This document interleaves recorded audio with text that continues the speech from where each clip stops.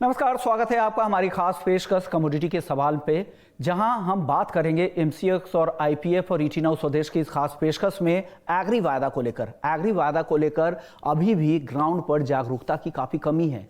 कैसे यहाँ जो भी हाजिर के जो कारोबारी है, हाजिर में जो किसान हैं, उनके पास जो माल पड़े हैं, चाहे मिलर्स हो, किसी भी तरह के कारोबार से, पूरी वैल्यू चेन से जुड़े हुए जितने भी कारोबार में जुड़े लोग हैं, वो अपने रिस्क को कैसे कम कर सकते हैं, कैसे कीमतों में होने वाले उतार चढ़ाव के जो जोखिम है उसको कम करके अपने कारोबार को मजबूती दे सकते हैं। इस मुद्दे पर आज हम बातचीत करने वाले हैं। हमारे साथ दो मेहमान हैं। हमारे साथ अभिषेक गोविलकर हैं, एमसीएक्स से आते हैं, और साथ ही संदीप जैन साहब हैं, डायरेक्टर हैं डीपी कॉटन के। आप दोनों मेहमानों का बहुत बहुत शुक्रिया, आपने आज वक्त निकाला। सबसे पहला सवाल अभिषेक जी आपसे मेरा होगा कि कमोडिटी वायदा में पहला कदम अगर किसी को बढ़ाना है तो वो कैसे बढ़ाना चाहिए?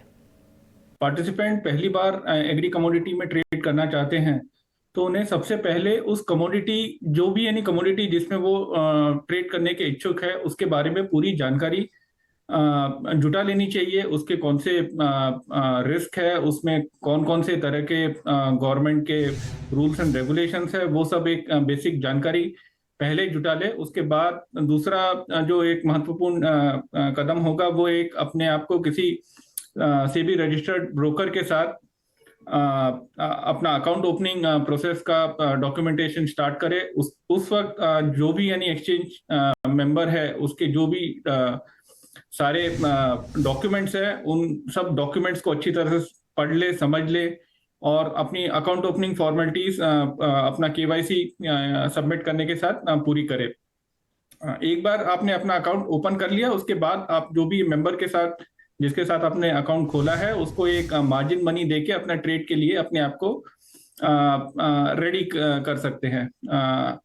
इसके अलावा आपको एक अपनी ट्रेडिंग स्ट्रैटेजी भी काफी हद तक एक सोच के रखनी चाहिए कि आप किस टाइप की ट्रेडिंग स्ट्रैटेजी के साथ बाजार में अपने कदम बढ़ाएंगे। आप अपना जो ट्रेडिंग स्ट्रैटेजी है, आपकी रिस्क प्रोफाइल, आपके फाइनेंशियल गोल्स या जो मार्केट डायनामिक्स है, उसके हिसाब से सोच के एक ट्रेडिंग स्ट्रैटेजी डिसाइड करके एक्सचेंज के ऊपर अपना ट्रेड के लिए शुरुआत कर सकते हैं। लेकिन जब एग्री मार्केट की बात होती है तो संदीप जी, हालांकि आपका कॉटन से जुड़ा हुआ कारोबार है, लेकिन एग्री वायदा की अगर ओवरऑल अगर बात करें तो किन किन खबरों का सबसे ज़्यादा असर होता है? एक तो होता है जो भी फसलें हैं उनके शुरुआती स्टेज से लेकर किस तरह के उत्पादन के नंबर रहेंगे, किस तरह के अनुमान क्या है, किस तरह की डिमांड और सप्लाई की स्थिति आगे बनने वाली है, सब तो नंबर है ही। साथ ही सरकार की पॉलिसी और कौन कौन सी ऐसी खबरें हैं जो एग्री वायदा, एग्री डेरिवेटिव मार्केट पर असर डालती हैं, उनकी कीमतों पर असर डालती हैं। जैसे एग्री मार्केट के अंदर हो गया, जैसे कि एमएसपी क्या है, प्रोडक्शन कितना हो रहा है, वेदर किस तरह से रिलेट कर रहा है, गवर्नमेंट पॉलिसी क्या है, इंपोर्ट और एक्सपोर्ट के नंबर क्या है, ये सभी आंकड़े जो है किसी भी कमोडिटी में ट्रेडिंग करने से पहले ये आपके सामने, आपके नजर के सामने होने चाहिए। उसी तरह से करंट यूएसडी आईएनआर क्या चल रहा है, ताकि वो एक्सपोर्ट को इम्पैक्ट कर सकता है, तो वो भी बहुत जरूरी है कि भाई करेंसी मार्केट भी आपके सामने, उसका फ्लक्चुएशन, वो सब चीजें आपके सामने हो। ओके, तो इन सब खबरों का आपको ध्यान में रखना पड़ेगा। साथ ही सरकार की पॉलिसी भी देखिए। अगर इंटरनेशनल सेंसिटिव कमोडिटी है जिसका बाहर एक्सपोर्ट इंपोर्ट होता है, ऐसी कमोडिटी में, ऐसी एग्री कमोडिटी में सरकार की पॉलिसी पर भी आपको नजर रखनी पड़ेगी। इसके साथ साथ जितने भी तरह के आंकड़े आ रहे हैं उत्पादन से लेकर डिमांड सप्लाई से रिलेटेड, साथ ही उनके सोइंग के, फ्लावरिंग स्टेजेस पर क्या स्थिति है फसल की, उन पर भी ध्यान रखना पड़ेगा। अब बात कर लेते हैं रिस्क की।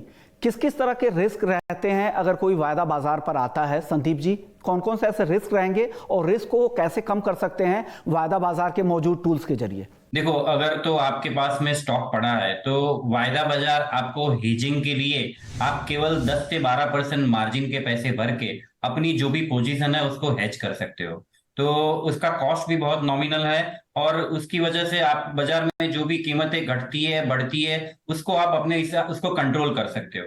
तो इस हिसाब से एक्सचेंज का प्लेटफॉर्म अपने को बहुत ही ज्यादा, मतलब आपको प्राइस डिस्कवरी के हिसाब से भी वो काफी मतलब मदद कर सकता है, और अपने नुकसान से भी आपको बचा सकता है। ओके, यानी आपके पास जो प्राइस रिस्क की जो अनिश्चितता रहती है कि भविष्य में भाव किस तरफ जाएंगे, वो रिस्क तो हमेशा बना रहेगा किसी भी कमोडिटी में, और एग्री कमोडिटी में तो और भी खास ज्यादा, क्योंकि काफी सेंसिटिव होती है। तो ऐसे में इस रिस्क को कम करने के लिए आपके पास वायदा बाजार के टूल्स है।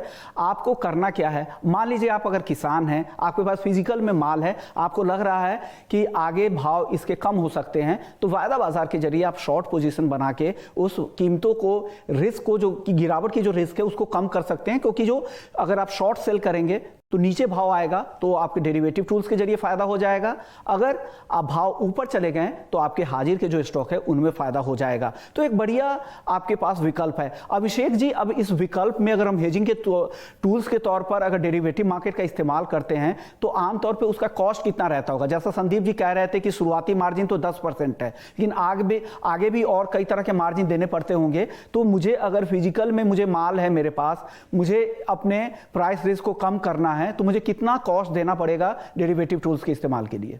बहुत ही नॉमिनल चार्जेस हैं एक्सचेंज के ऊपर। आप अगर ट्रेड करते हैं तो एक बहुत ही नॉमिनल आपको ब्रोकरेज लगती है। जो ब्रोकर जिसके साथ आप ट्रेडिंग कर रहे हैं वो आपको एक कुछ ब्रोकरेज चार्ज करेगा, एक आपको वो देना है। संदीप जी ने ऑलरेडी आपको बताया कि आपको कोई भी ट्रेड पुटअप करने से पहले एक मार्जिन मनी जमा करना पड़ता है, जो कि 10 से 12% ऑफ द कमोडिटी प्राइस रहता है, जो कि आपको ट्रेड करने से पहले अपने ब्रोकर के साथ के पास जमा करना पड़ेगा।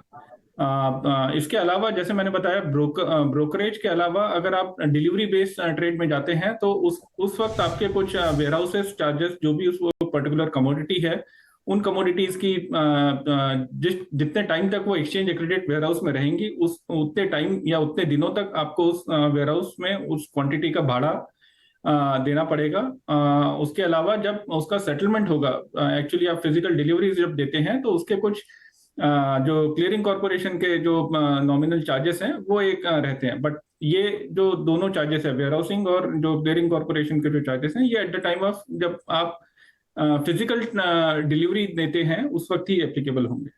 ओके, डिलीवरी के बारे में आप बात की। अब मेरा अगला सवाल ये होगा, क्योंकि एग्री मार्केट में ना डिलीवरी की प्रक्रिया को लेकर लोगों में काफी उलझने रहती है कि डिलीवरी कैसे लेनी है। अगर मुझे माल डिलीवर करना है, वो अगर वो सेलर हैं तो कैसे वो एक्सचेंज के वेयर हाउसेस में माल जमा कर सकते हैं? तो डिलीवरी की बातें, क्या तरीका है अभिषेक जी, उसको अगर आप आसान भाषा में बता पाए, छोटा जवाब दीजिएगा। जैसे भी कोई भी कमोडिटी जो एक्सचेंज के ऊपर लिस्टेड रहती है, उसका एक पर्टिकुलर कॉन्ट्रैक्ट स्पेसिफिकेशन यानी अनुबंध रहता है जो एक्सचेंज लिस्ट करता है। तो उस पर्टिकुलर कॉन्ट्रैक्ट स्पेसिफिकेशन में वो कमोडिटी के क्वालिटी स्पेसिफिकेशन मेंशन रहते हैं कि इस क्वालिटी के नीचे का माल एक्सचेंज अपने वेयरहाउस में एक्सेप्ट नहीं करेगा। सो आप अपनी जो भी यानी कमोडिटी जो आप ट्रेड करेंगे, अगर वो आप डिलीवर करना चाहते हैं तो पहले वो कॉन्ट्रैक्ट स्पेसिफिकेशन समझ ले, उसके हिसाब से एक्सचेंज जो एक्रेडिट वेयर हाउस है उसमें आपका जो क्वांटिटी और लॉट है वो आप लेके आइए। जब माल आप लेके आएंगे एट द टाइम ऑफ, यानी जब माल जमा करेंगे उस वक्त उसका एक क्वालिटी टेस्टिंग और इंस्पेक्शन होगा exchange accredit warehouse service provider के द्वारा, और उनकी असेइंग रिपोर्ट के बेसिस पे आपको बताया जाएगा कि आप जो माल लेके आए हो वो एक्सचेंज स्पेसिफिकेशन के इसमें बैठता है या नहीं बैठता। अगर बैठता है तो आपके डीमैट में उसका एक बैलेंस उस पर्टिकुलर क्वांटिटी का आपके इसमें आ जाएगा। जब कॉन्ट्रैक्ट की एक्सपायरी होगी आपको यही जो आपका जो डीमैट बैलेंस है कमोडिटी का, वो आपको आपके ब्रोकर पूल अकाउंट में ट्रांसफर देके वहां से वो एक्सचेंज जो आपकी काउंटर पार्टी असाइन होगी एक्सपायरी के बाद उनको ट्रांसफर कर देगा, और आपके अकाउंट में पैसे जो बायर होगा उनके पैसे लेके आपके अकाउंट में ट्रांसफर करेंगे।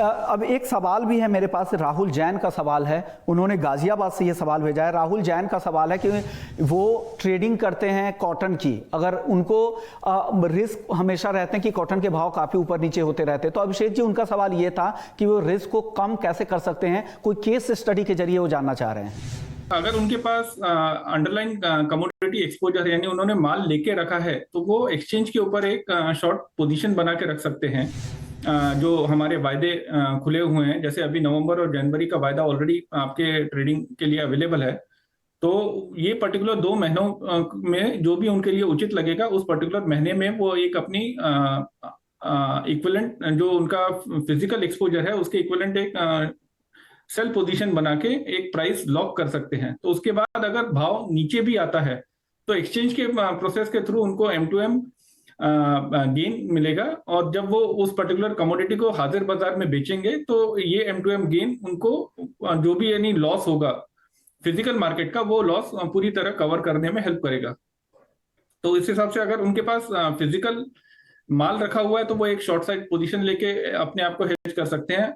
और अगर उनको पर्टिकुलरली उनके सपोज एंड यूज के हिसाब से उनको कुछ कॉटन की जरूरत है, तो सपोज उनको अगले जनवरी महीने में उनको कुछ कॉटन की एंड कंजम्पशन के हिसाब से रिक्वायरमेंट है, तो उसके लिए वो जनवरी सपोज मंथ में एक लॉन्ग साइड यानी बायर साइड पोजीशन क्रिएट करके अपना प्राइस लॉक कर सकते हैं। उसके बाद अगर जनवरी आते आते प्राइस बढ़ भी गए तो उनको एक्सचेंज के ऊपर जो डिलीवरी मिलेगी, जो उन्होंने प्राइस लॉक किया है उसी प्राइस पे उनको डिलीवरी मिलेगी। तो इस हिसाब से अगर जो भी यानी उनका अंडरलाइन कमोडिटी में जो एक्सपोजर है, अगर वो उसके हिसाब से एक position hedge position exchange platform पे बनाते हैं, तो उसके बाद प्राइस नीचे जाए या ऊपर जाए, दोनों तरफ उनके लिए उसका कोई यानी इम्पैक्ट नहीं रहेगा, एक बार प्राइस अगर एक्सचेंज पे आपने लॉक इन कर ली तो यानी भविष्य के भाव को आप लॉक कर सकते हैं, कीमतों में जो उतार चढ़ाव होते हैं उसके रिस्क को कम कर सकते हैं, और साथ ही डिलीवरी की प्रक्रिया इतनी आसान है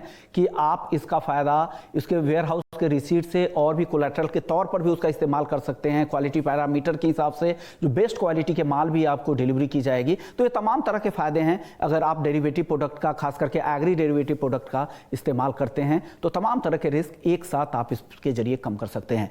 शुक्रिया अभिषेक जी आपका, संदीप जैन साहब आपका, आप लोगों ने वक्त निकाला और हमारे दर्शकों को जागरूक किया, बताया कि कैसे वो एग्री वायदा के प्रोडक्ट क्या इस्तेमाल कर सकते हैं। नमस्कार।